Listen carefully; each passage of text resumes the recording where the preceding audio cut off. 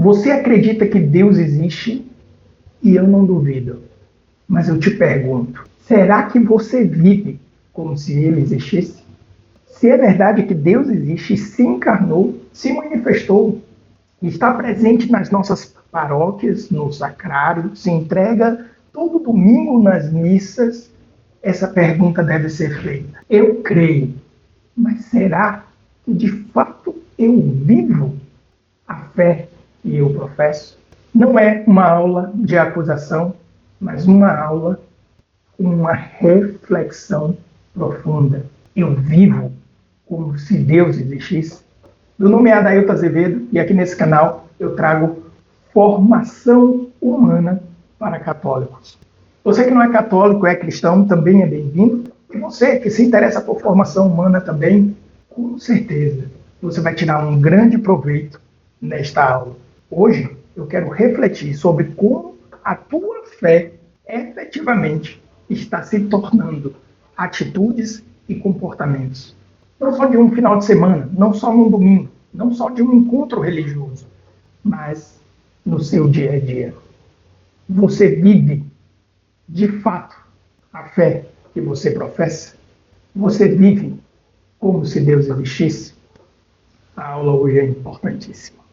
Vamos para a aula!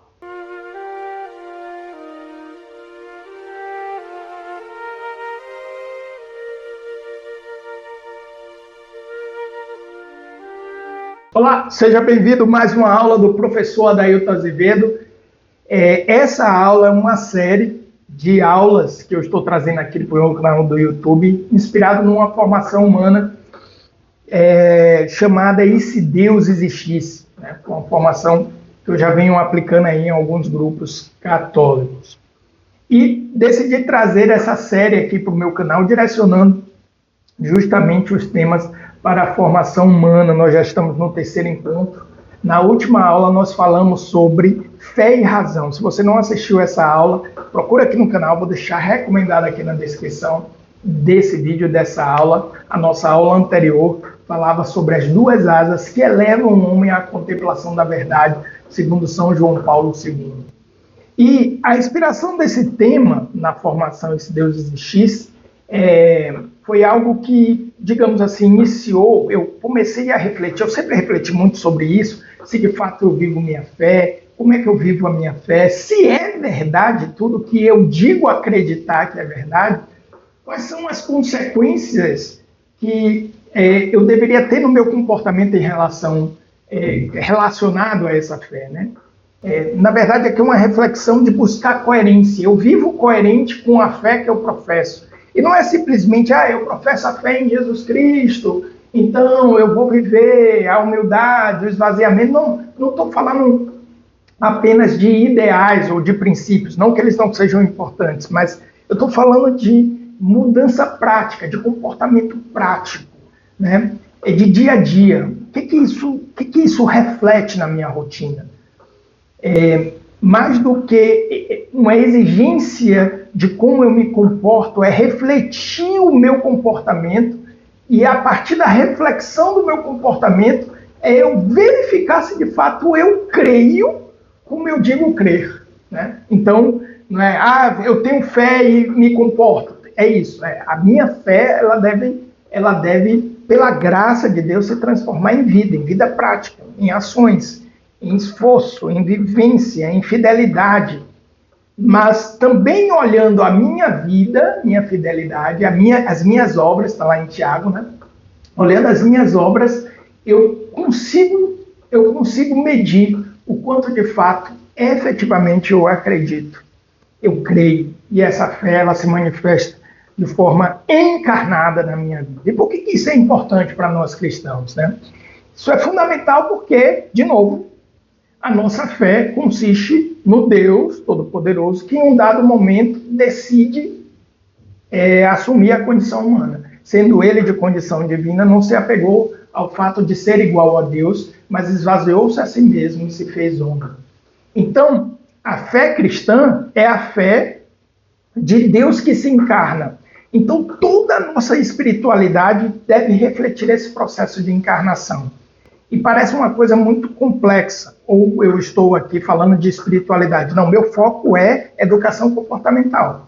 Qual o reflexo disso na educação comportamental? A fé cristã é a fé do Deus que se encarna. Então, a minha fé ela deve se encarnar concretamente na minha vida. E um ponto introdutório aqui para a gente entender a importância disso, para mim foi cabal a experiência que nós vivemos há alguns anos atrás, que marcou, houve uma mudança radical na história, que foi a experiência da pandemia. Ali, para mim, ficou muito claro isso. Ficou muito claro quão relevante é esse tema. Tá? Será que eu vivo realmente? Eu acredito que Deus existe. Eu acredito mesmo com a minha vida que Deus existe? Será que minha vida reflete efetivamente essa crença? Foi aquele período da pandemia, ela foi um período realmente mandatório, porque ali eu pude ver tanto em mim quanto nos meus irmãos o quanto que parece distante o que eu creio ou digo crer do meu dia a dia, da minha rotina, né? Então, foi um período que eu lembro que, na época da pandemia, eu ainda trabalhava gravando pós-graduação, estava no meio de um projeto de pós-graduação, e no momento em que eu estava fazendo a gravação desse projeto de pós-graduação, a empresa, a escola, ela pedia que a gente não dissesse datas. Por exemplo, hoje é o domingo, dia 13, né? Dia 14 de junho. Então, pronto, esse vídeo acabou de ficar datado. Então, o objetivo era data e temporalidade ao vídeo. E aí, eu estava gravando, a pandemia já estava reabrindo, e eu cheguei e falei assim, então, principalmente agora, em períodos pós-pandêmicos. Aí ela chegou e disse, não, professor, regrava essa parte, porque a gente não quer marco. Eu digo, eu vou regravar, porque essa é a orientação de vocês, mas a pandemia é um marco. A pandemia é um marco. Então, e de fato é. A experiência que nós tivemos no mundo, pós-pandemia, com certeza é um marco histórico. Como é que chama esse marco, professor? Não tenho autoridade nem competência para poder determinar isso, mas que é um marco, é. Então, aquela experiência que a gente teve, daquele distanciamento, toda aquela discussão política, polarização, toda aquela loucura que foi vivida, né? Ela refletiu muita coisa relacionada à nossa dimensão da sociedade, né? Por exemplo, isso tem muito a ver com a aula 2 dessa série que eu estou fazendo aqui no canal, a perda da razão, né? Eu lembro que eu discutia muito isso com os meus alunos. Os argumentos que eram usados no período da pandemia já manifestavam uma sociedade totalmente doente, sem nenhum tipo de parâmetro, que perdeu toda a forma de racionalidade ou capacidade de sentido de proporção das coisas ou capacidade de analisar as coisas de uma forma mais racional, né? Expressões do tipo, eu lembro que tinha uma que me irritava muito, e nessa época eu estava morando em São Paulo, e então governador de São Paulo, ele dizia assim, nós estamos ouvindo a ciência, economia a gente vê depois. Aí eu lembro que eu dava aula no curso de economia, e aí eu perguntava para os meus alunos de economia, vem cá, vocês estão estudando o que aqui? É crendice? Economia não é ciência? Né? Então, existiam jargões que eles manifestavam justamente o esvaziamento das palavras, a falta de perspectiva, a falta de racionalidade nas argumentações que eram utilizadas. Então, se eu para escutar a ciência, eu tenho que escutar todas as ciências. Se eu tenho uma dimensão, eu sei o que é que ele queria dizer. Ele queria dizer, depois a gente vê emprego, só que a economia não é emprego. A economia é uma ciência que estuda como a sociedade lida para atingir um determinado objetivo com recursos escassos, para atender necessidades ilimitadas com recursos limitados. E um cenário de pandemia, a ciência mais necessária era justamente essa. As pessoas estavam se contaminando e eu tinha leitos de UTI que eram limitados. Então, como é que eu posso otimizar isso? Qual é a principal ciência que estuda isso das ciências modernas? Com certeza, a economia. Não, estamos ouvindo a ciência, a economia a gente vê depois. Não faz sentido nenhum para mim isso. Falava isso para os meus alunos. Como também expressões do tipo, eu acredito na ciência. Eu acredito em quê? Na ciência? Se você põe fé na ciência, eu acredito na ciência, creio na ciência, você acabou com o pensamento científico. Ciência ela é movida pela dúvida. Ciência é movida pela dúvida. Então eu preciso duvidar, né? Eu preciso duvidar das verdades temporais transitórias, que são as verdades científicas. Elas são verdades temporais e transitórias. Eu duvido. E a partir do momento que eu duvido, ponho em xeque essas verdades, elas se confirmam ou eu crio, eu alcanço novas descobertas. Então, imagina se existisse um grupo de pessoas dizendo eu acredito em Isaac Newton e não tivesse dúvidas, a gente não teria evoluído para a relatividade geral de Einstein, uma compreensão de gravidade que era diferente da compreensão de Newton, por exemplo, né, da física clássica. Ou a gente não teria hoje a física quântica, ou a mecânica quântica, percebe? Então, eu acredito na ciência, é exatamente acabar com a ciência. Então, foi um momento muito difícil, foi um momento muito complicado, foi um momento muito confuso, foi um momento em que realmente a sociedade ficou muito evidente toda a nossa falta de referência, a falência das instituições. Então, a pandemia realmente foi um desafio muito grande e um momento muito difícil. E isso também se refletiu nas pessoas de fé. Então, pessoas que, para mim, inclusive, eram referências, eu vi, eram extremamente assustadas. E tá, tudo bem. Aqui não é para julgar ninguém. Mas se eu acredito que Deus existe e que a minha vida está na mão de Deus e que eu sou um servo de Deus, o que eu temerei? Se Deus é por nós, quem será contra nós? Aqui eu estou lembrando de algumas passagens bíblicas que não está nem aqui no roteiro, eu já tô fugindo do roteiro aqui. Mas quem nos separará do amor de Cristo? Pois eu estou bem certo de que nem morte, nem vida, nem anjos, nem principados, nem coisas do presente, nem do porvir, nem poderes, nem alturas, nem profundidades, nada poderá nos separar do amor de Deus. Nem fome, nem peste, nem nudez, nada poderá nos separar do amor de Deus. Eu acredito nisso ou não? Eu tenho essa fé ou não? Então, para mim, foi evidente. Primeiro, investigando meus próprios medos, ecoando. Eu acredito que Jesus se entrega todo domingo na palma da minha mão em um pedaço de pão. Ou não? O que me falta? Se de fato este é Deus, o que me falta? Se Ele é capaz de fazer isso por mim, o que me falta? O que eu temerei? O que eu temerei? Eu comecei a refletir sobre isso. E vendo os meus irmãos se desesperarem, amigos consagrados que não saíam de casa, e tudo certo, somos seres humanos. Né? Todo ser animado, ou seja, ser com vida, ele tem digamos assim, pela sua própria ânima, né, pela sua própria vida, como que uma resistência à entropia. O que é entropia? A entropia é uma lei física onde tudo tende a um estado de menor concentração de energia. Então é por isso que o ferro enferruja, por exemplo. Por isso que o ferro enferruja, por isso que as coisas envelhecem, se estragam, se decompõem.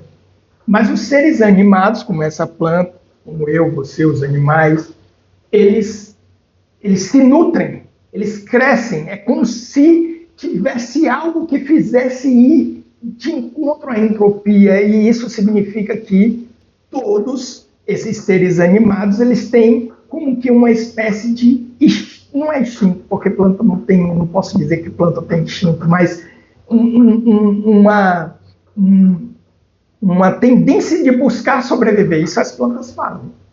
Elas fazem isso, elas têm mecanismos de defesa, né?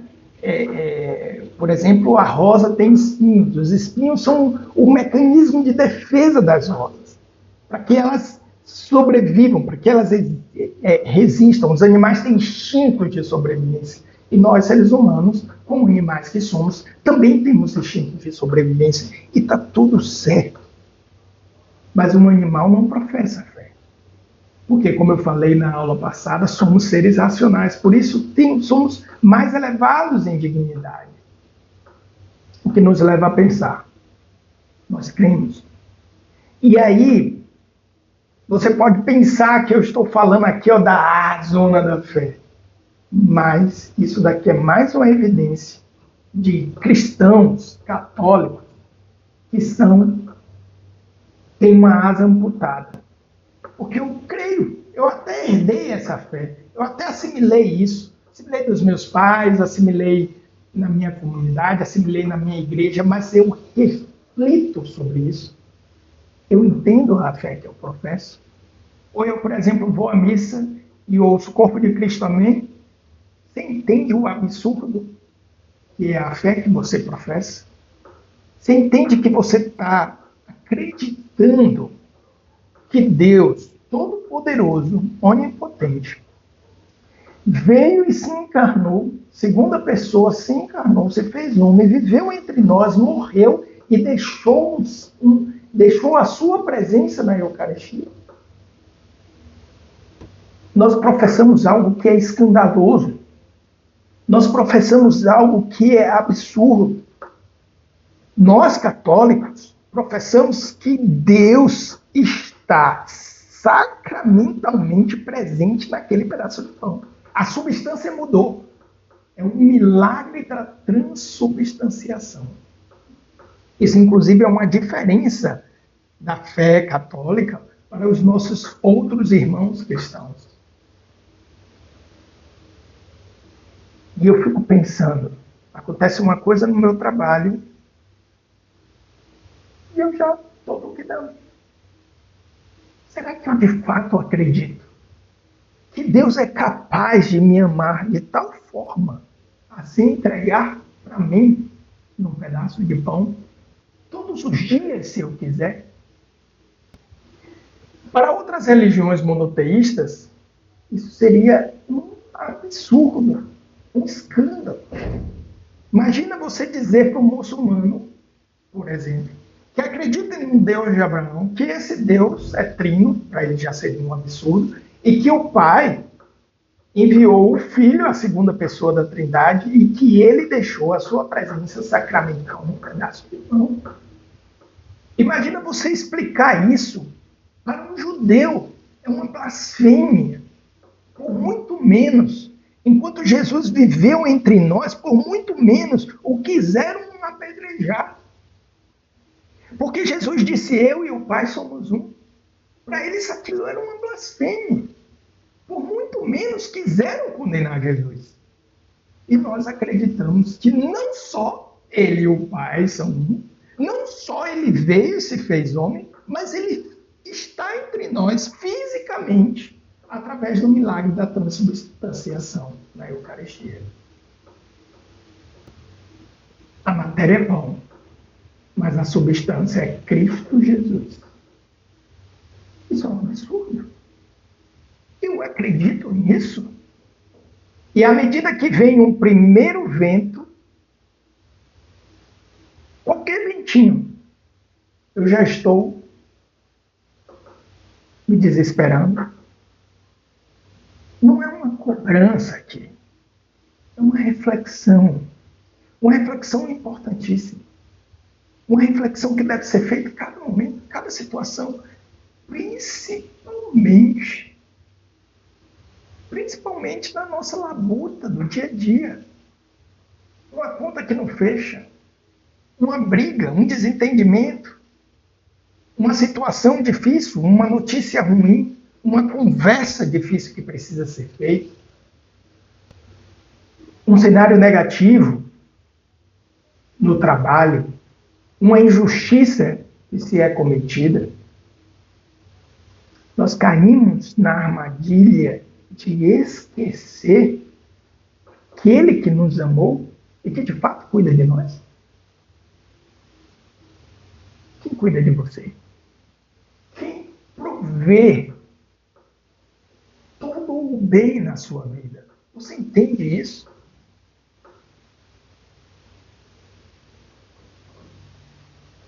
E aí isso me faz lembrar justamente uma passagem que Jesus ele diz: contudo, quando vier o Filho do Homem, quando voltar o Filho do Homem, achará porventura fé sobre a terra? É sobre isso que nós precisamos conversar. Porque nós somos tão medrosos. Porque, como o próprio Jesus diz, né? Porque sois medrosos, ainda não tendes fé. Será que nos falta entendimento do que de fato nós acreditamos, ou julgamos, ou achamos que de fato acreditamos? Você acredita em Deus? Você acredita em Deus? Sim, eu também. Mas você vive como se acreditasse em Deus? Essa é a reflexão que eu e você, que nós precisamos fazer hoje. Para isso eu vou trazer aqui alguns textos bíblicos, mas preciso fazer um disclaimer. Eu não sou padre, eu não ocupo nenhuma posição hierárquica da igreja, então eu não tenho autoridade exegética, de conhecimento da palavra de Deus, de exegese bíblica, doutrinária. Eu não faço parte do magistério formal da igreja, não sou o diretor espiritual de ninguém, nem seu. O meu ponto de reflexão aqui é um ponto de reflexão comportamental, de educação do comportamento, de formação humana, as consequências dessa espiritualidade, dessa fé, da nossa doutrina sobre o comportamento, a educação comportamental. Tá? Terei o cuidado de trazer a doutrina da igreja, sempre. A palavra de Deus, sempre. Tá?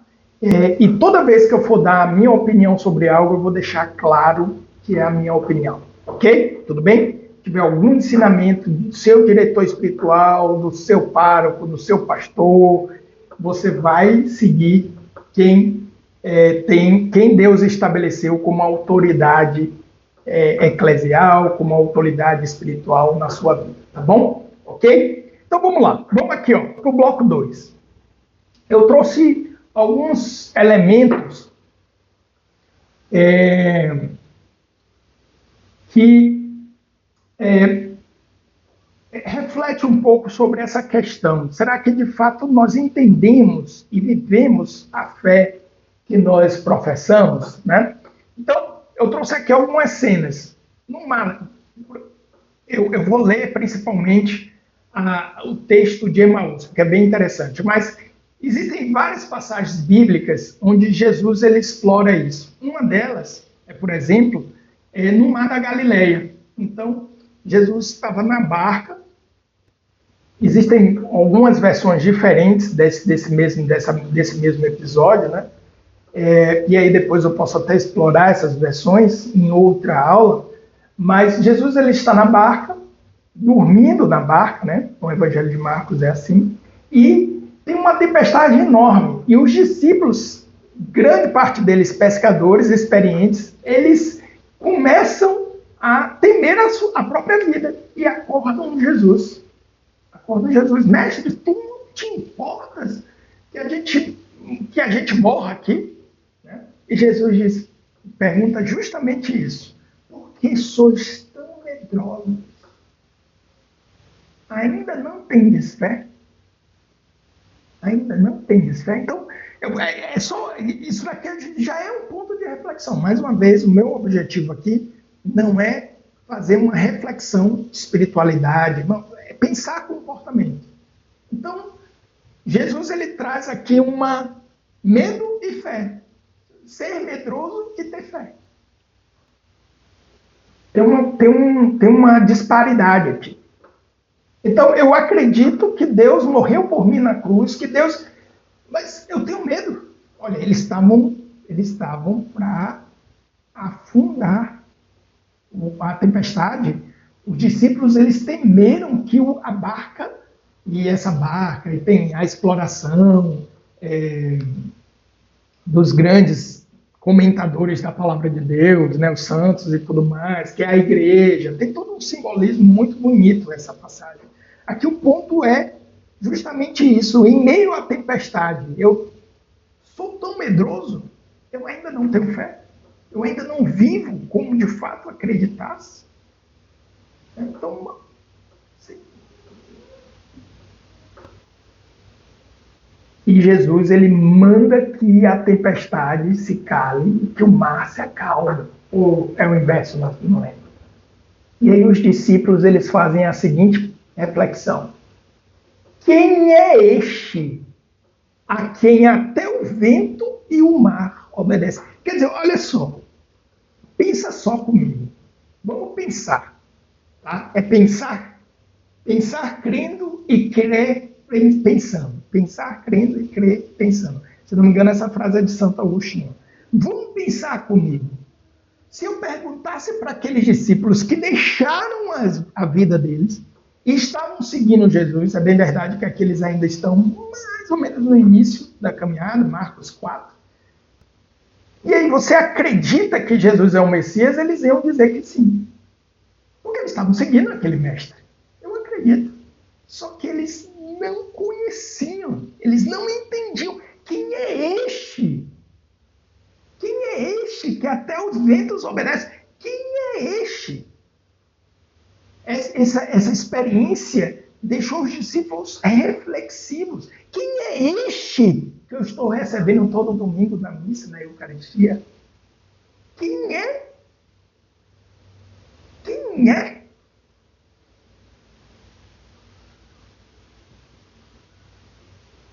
Talvez a fé seja pequena porque o entendimento é pequeno.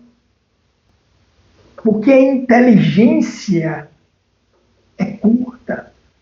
Porque a reflexão do mistério que eu professo é superficial, é rasa. Quando nós estamos na missa, que termina ali o momento de consagração da Eucaristia, onde acontece a transubstanciação, o sacerdote ele diz, mistério da fé. E aí toda a Assembleia diz, anunciamos, Senhor, a vossa morte, proclamamos a vossa ressurreição. Vinde, Senhor Jesus. Isso é a liturgia. É o mistério da fé. É um mistério. Quem é este que os mares obedecem? Uma outra cena é quando os discípulos eles dizem para Jesus assim, Senhor, nós temos fé, mas aumenta a nossa fé. E Jesus ele diz, se tiverdes fé do tamanho de um grão de mostarda, direis a este monte, passa daqui para lá, e ele passará. Nada será impossível para vós. Nada será. Os discípulos eles estavam querendo, Senhor, aumenta a nossa fé. Olha, pesquisa aí agora. Dá um pause e pesquisa aí agora na internet. Grão de mostarda, para você ver o tamanho de um grãozinho de mostarda. Se tivesse fé do tamanho de um grão de mostarda. Ah, eu não tenho uma fé. Não, não, não, não. Basta ter fé. Ter. Pode ser pequenininha. Ah, mas se minha fé é pequena... Não, não, não, não, você não está entendendo. Eu creio ou não creio? Eu creio ou não creio? Você tem fé ou não tem fé? Ou a sua fé é uma coisa assimilada socialmente? sem uma reflexão concreta, sem um entendimento profundo do que está sendo professado ali. Na verdade, o ponto não é nem a fé. O ponto é a reflexão sobre a fé. As duas asas. Volta para o ponto da razão. Volta para o ponto do entendimento. Você entende a fé que você professa? Você entende? Porque se você tem uma fé, pode pedir.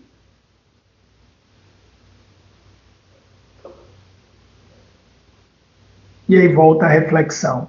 Porventura, encontrará o filho do... Quando vou pegar aqui, ó. Contudo, quando vier o filho do homem, achará porventura fé na terra? E aqui eu vou pegar um texto agora, que é um texto do Evangelho de Lucas, que é justamente a aparição de Jesus para os discípulos de Emaús. Aparição de Jesus para os discípulos de Emaús. Eu vou usar a Catena Áurea, porque aqui vem o compilado feito por São Tomás de Aquino, das reflexões dos principais comentadores, principalmente os padres da igreja, né? Patrística. Mas não só, mas principalmente as reflexões ali dos 3 primeiros séculos. Né? Alguns aqui foram, inclusive, discípulos direto dos apóstolos. Então, Jesus lhes disse, só dando um contexto, os discípulos de Emaús estão voltando de Jerusalém, e estão retornando para Emaús. Eles estão no caminho, voltando para Emaús. E Jesus se aproxima deles. Jesus ressuscitado já se aproxima deles. Só que eles não reconhecem Jesus. E Jesus pergunta, do que vocês estão falando? Aí eles começam a lamentar, né? Lamentar o desfecho da história de Jesus Cristo, um grande profeta, poderoso, que todos acreditavam que era Messias, mas que acabou sucumbindo e morrendo. Então Jesus lhes disse, ó estultos e tardos de coração para crer em tudo que anunciaram os profetas. Porventura não era necessário que Cristo sofresse tais coisas para entrar na sua glória? Em seguida, começando por Moisés e discorrendo por todos os profetas, explicava-lhes o que dele se encontrava dito em todas as Escrituras. Aproximaram-se da aldeia para onde caminhavam, e Jesus fingiu ir para mais longe. Mas eles o constrangeram, dizendo, fica conosco, porque se faz tarde e o dia declina. Entrou para ficar com eles. Estando com eles na mesa, tomou o pão, benzeu e partiu, e lhe deu. Abriram-se então os seus olhos e reconheceram-no. Mas ele desapareceu. E disseram um para o outro, não é verdade que nós sentíamos abrasar-se-nos o coração quando ele nos falava pelo caminho e nos explicava as Escrituras? Levantando-se na mesma hora, voltaram para Jerusalém. Encontraram junto os 11 e os que estavam com eles, os quais diziam, na verdade, o Senhor ressuscitou e apareceu para Simão. E eles contaram também o que lhes tinha acontecido no caminho e como o tinham reconhecido ao partir o pão. E esse partir o pão, de forma particular, ele remete justamente à celebração eucarística. Ele remete justamente à dimensão da Eucaristia. Mas o ponto inicial desse trecho é a censura de Jesus aos discípulos de Emaús. Esse trecho ele começa, e aqui é o ponto dessa aula de hoje, ele começa dizendo assim: como sois estúpidos, como sois sem inteligência, como sois sem entendimento do que vocês acreditam, ou do que vocês dizem crer. Aliás, são duas observações que Jesus ele faz. Tá? São duas críticas. Ó estultos e tardos para crer. Isso, inclusive, está na encíclica de São João Paulo II também, Fé e Razão. Ó estultos, sem inteligência, sem razão, sem entendimento. Ó estultos. Na minha terra, com menos caridade, com menos generosidade, poderia dizer: como vocês são burros? Vocês são burros. Claro que Jesus não vai fazer isso, né? Estúpidos, sem inteligência e tardos de coração para crer. Entendimento, fé. Pensar, crendo. Crer, pensando. E a partir dessa observação, Jesus foi resgatando tudo o que os discípulos de Emaús já conheciam. Se você perguntasse àqueles discípulos: vocês acreditam no que falou Moisés e os profetas? Eles diziam: sim. Então por que vocês ainda não entenderam o caminho do Messias?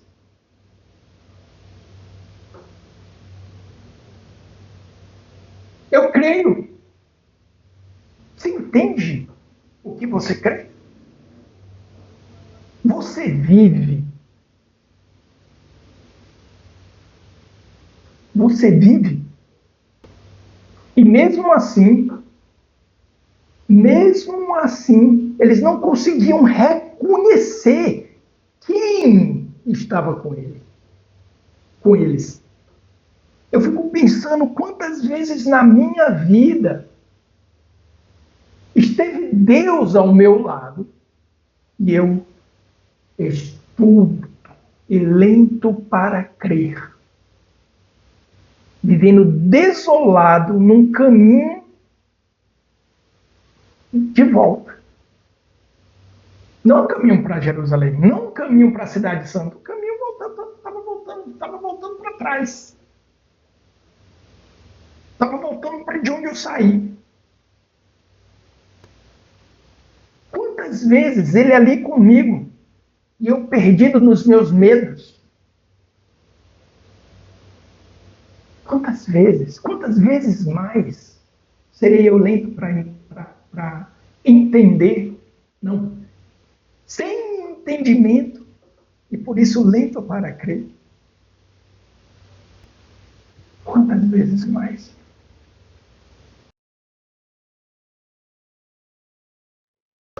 E o Evangelho diz que eles vão reconhecer Jesus quando Jesus reparte o pão. Por isso que nessa aula, a minha principal reflexão é direcionada para os meus irmãos que são católicos. Ninguém deveria ser mais inabalável que um católico. Todo católico, é claro que nós não somos assim, nós somos seres humanos, nós somos frágeis, somos fracos. Nós estamos num processo de desenvolvimento. E é por isso que também eu digo, eu gostaria que no mundo, não precisava consertar o mundo todo, só que os católicos vivessem a sua fé, entendessem e vivessem a sua fé. Eu incluso. Seria inabalável. Inabalável. O que pode me atingir? A morte? A fome? A nudez? A espada? O quê? Quem pode? Contra aquele que me redimiu? Quem? Quem como Deus? Que se entrega a mim num pedaço de pão? Isso quer dizer que seríamos sempre vitoriosos? Sim, não a vitória que o mundo entende.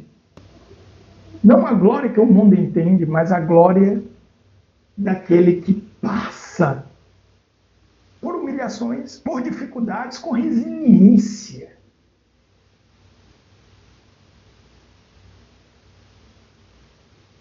Porque não só diz crer.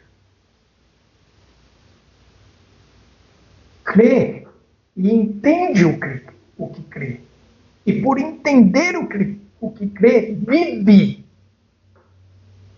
o que crê. A fé não é um sentimento. Quando a gente pega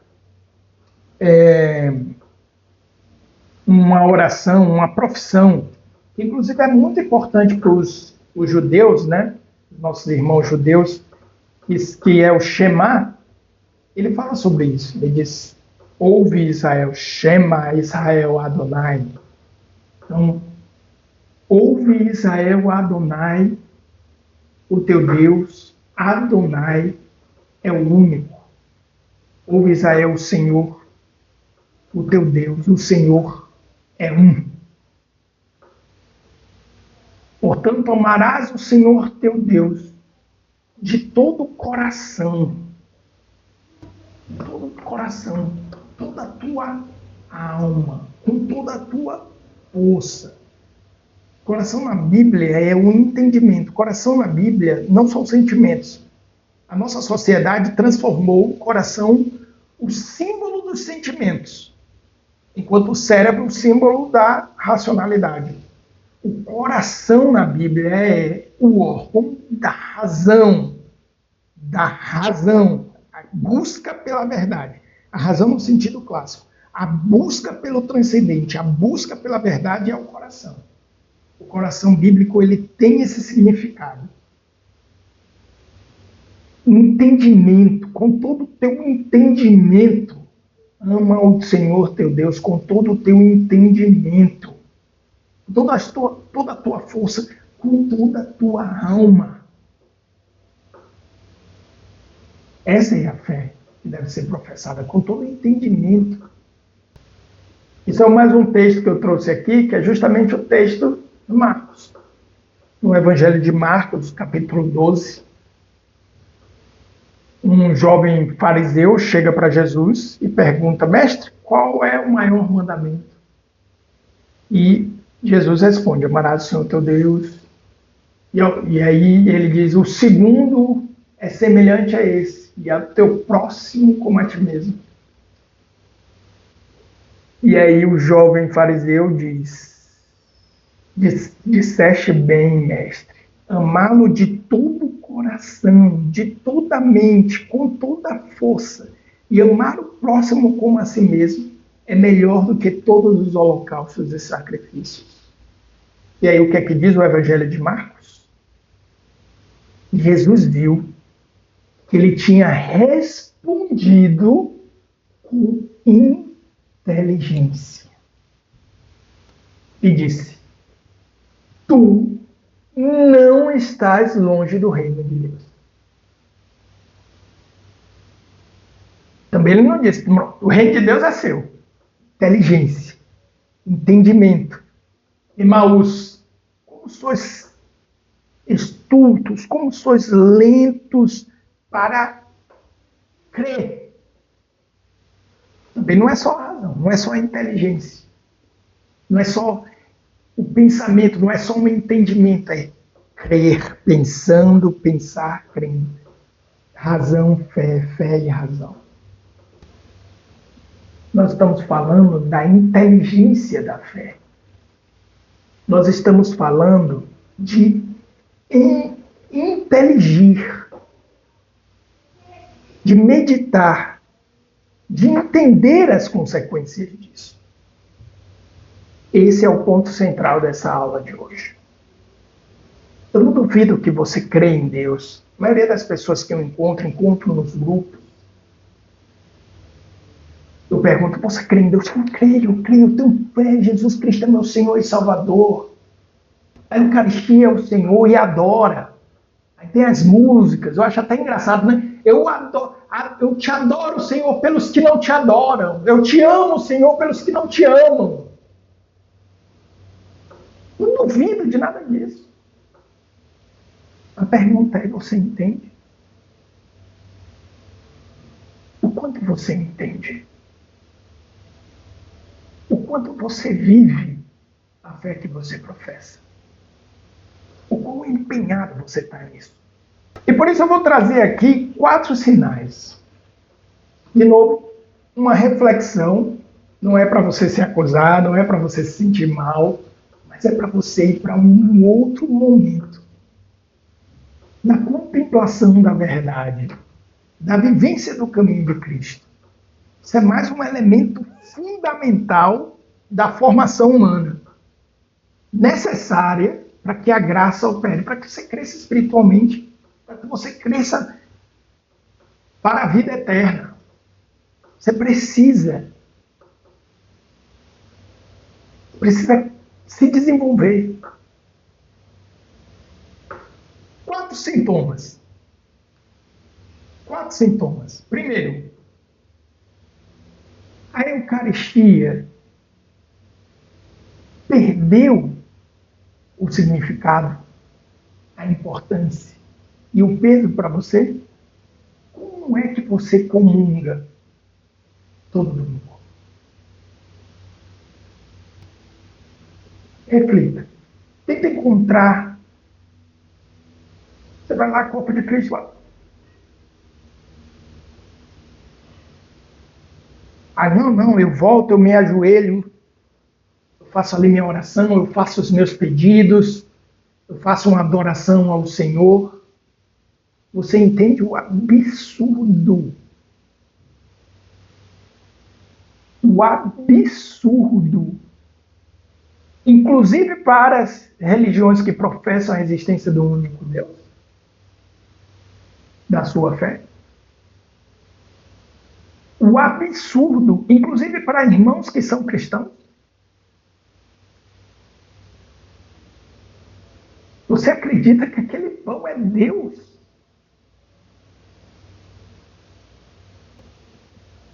Então não, você recebe e nem reflete sobre isso. Você está querendo dizer que eu e você, nós católicos, recebemos de Deus isso todo dia? Ele está ali se dando para mim no alimento mais ordinário que possa existir, que é pão. Eu brinco, né? Com os meus alunos, eu fico brincando. Não deveria ser outra comida, não. O tão ordinária, o pãozinho é bom, a gente sabe, mas é ordinário. Você reflete sobre isso. Aí, ok, você recebe essa Eucaristia, que foi o momento que os discípulos de Emaús reconheceram a presença e diziam, não ardia o nosso coração quando ele nos falava pelo caminho. E aí eles imediatamente voltaram para Jerusalém. Você recebe essa Eucaristia e vem um segundo pensamento. Você se desespera ou teme diante dos desafios que acontecem na sua vida? Algo te acontece e você já se desespera?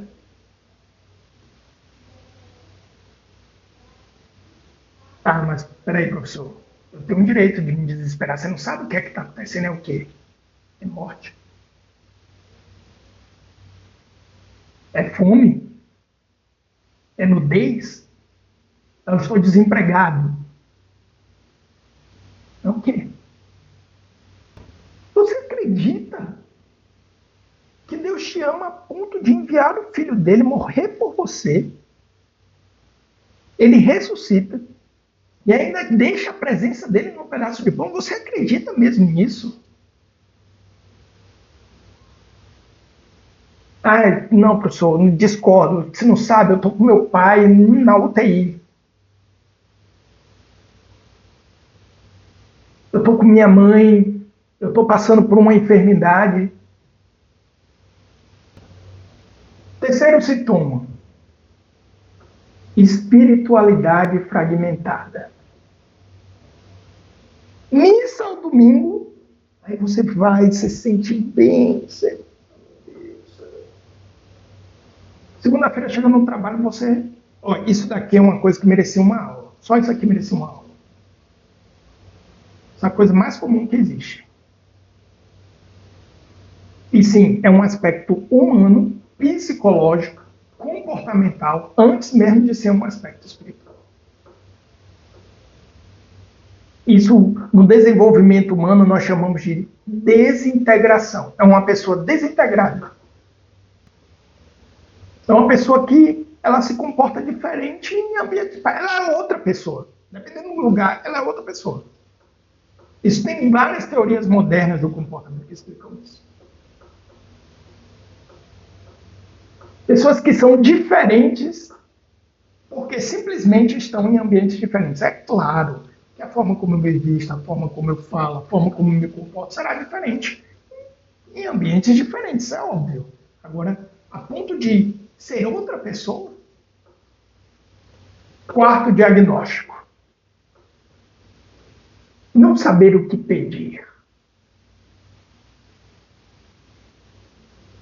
Aqui tem duas questões. Vai refletindo, inclusive, isso na celebração eucarística, né?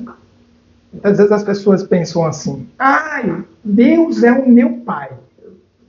E isso pode significar que a pessoa se entende como filho, os filhos do nosso tempo, né? Os filhos do nosso tempo, eles são mimados, birrentos. A todo choro, o pai está ali providenciando algo para aplacar o dissabor que o Enzo está vivendo. É essa a sua relação com Deus? É assim que você pede as coisas a Deus? Com um Enzo birrento? Ou o outro extremo? Você não pede nada. Você não pede nada. Peça. Você disse que seu pai está na UTI. Você disse que está passando por uma enfermidade grave. Você disse que está desempregado. Peça. Peça. Porque se você tem fé do tamanho de um grão de mostarda, se tiveres fé do tamanho de um grão de mostarda, você diria para essa montanha: sai daqui, planta-te acolá, e ela te obedeceria. Isso é o Evangelho. Quando receberes o Espírito Santo, fareis as mesmas coisas que eu fiz e ainda maiores.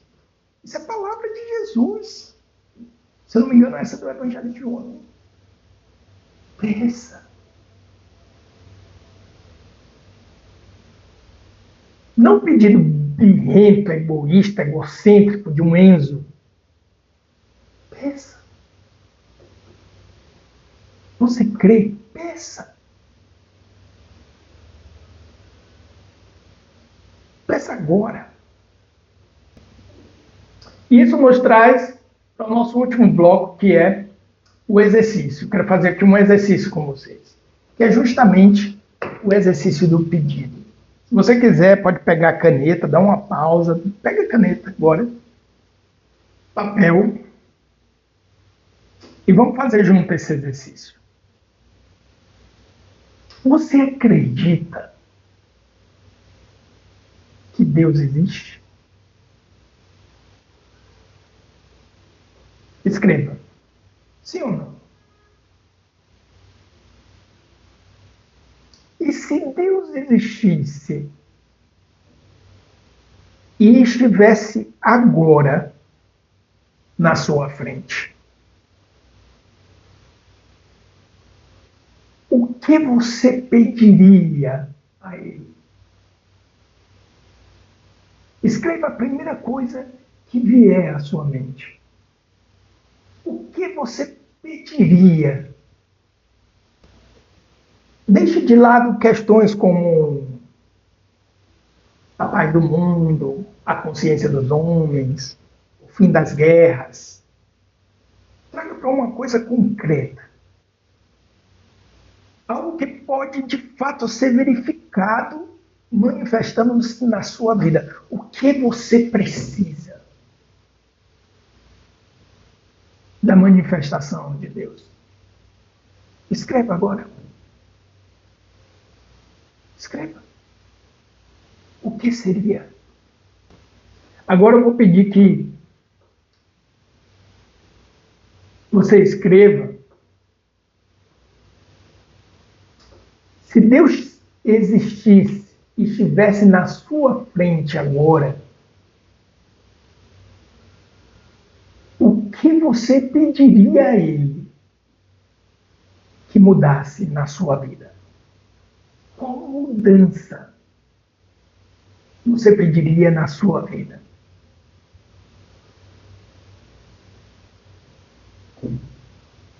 O mais importante, qual mudança você pediria que acontecesse em você? Escreva. Qual mudança você pediria a Deus? Se Ele existisse e estivesse na sua frente agora, qual mudança você pediria que Ele fizesse em você? E a última pergunta: qual área da sua vida você precisa que se manifeste a fé que você professa na existência de Deus? Qual área? Então eu te convido agora a você junto comigo se colocar em oração. E eu vou fazer aqui uma oração que foi escrita por São Tomás de Aquino a pedido do Papa Clemente. As duas últimas estrofes dessa oração, ela está na solene bênção do Santíssimo Sacramento. E a gente sempre canta, né? Tão sublime sacramento. E eu vou te convidar agora, junto comigo, com a intercessão de São Tomás de Aquino, fazer essa oração e nos colocar diante de Deus. Crer pensando, pensar crendo. Que Deus ele venha nos conceder inteligência e disposição para crer. Entendimento e coração. Disposição de coração para crer. Razão e fé. Então, respire profundamente e deixe que essa oração de São Tomás de Aquino te atinja,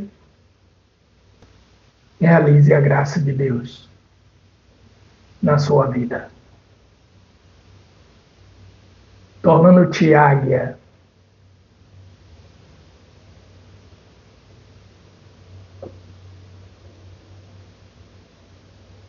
que crê, entendendo e entende, crendo. Canto, língua, o mistério do corpo glorioso e do precioso sangue que verteu para o resgate do mundo.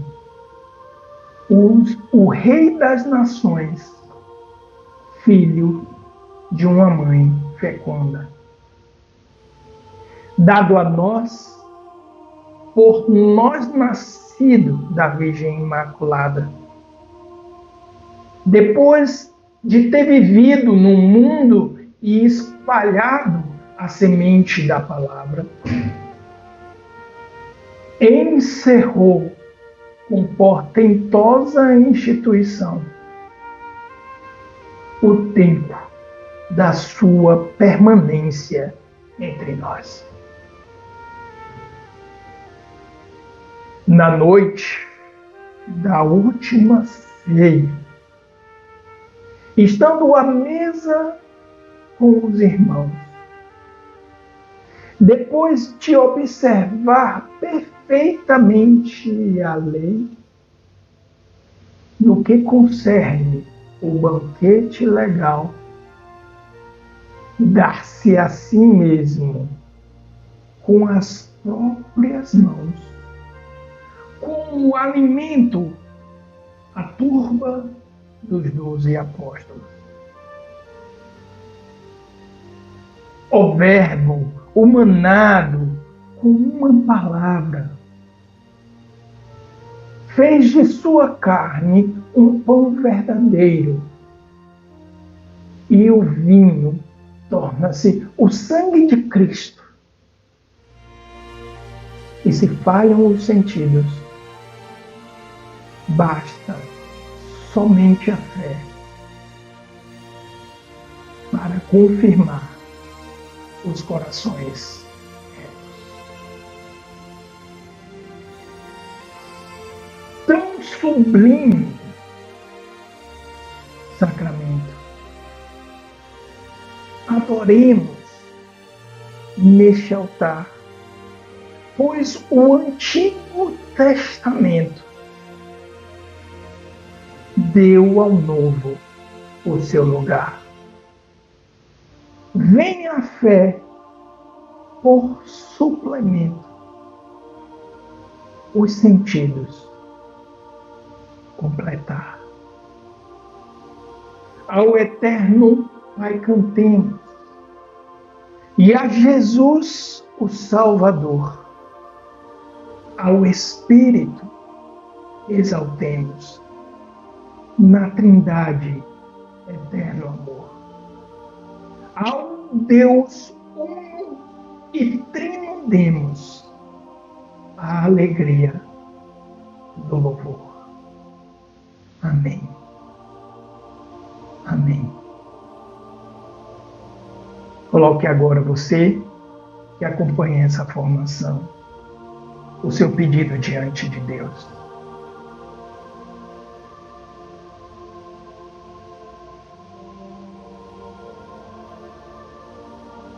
Eu sei, Senhor, que você existe e age.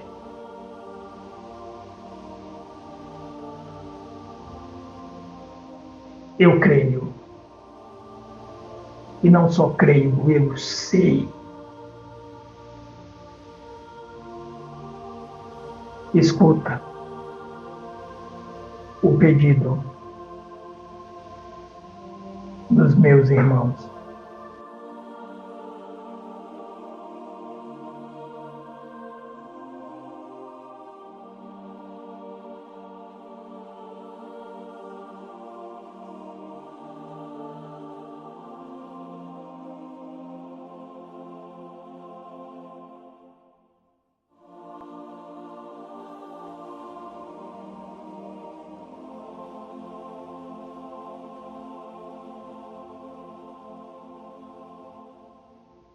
Eu acredito que Deus existe. E busco viver essa fé. Por isso, eu te peço, coloca o seu pedido aqui embaixo. E quando Deus te escutar, volta e comenta. Porque não basta crer que Deus existe. Nós vivemos a fé de sua existência. Eu espero que você tenha gostado dessa aula de hoje. Te aguardo numa próxima aula, onde nós vamos explorar a pergunta: e Deus existe? Grande abraço.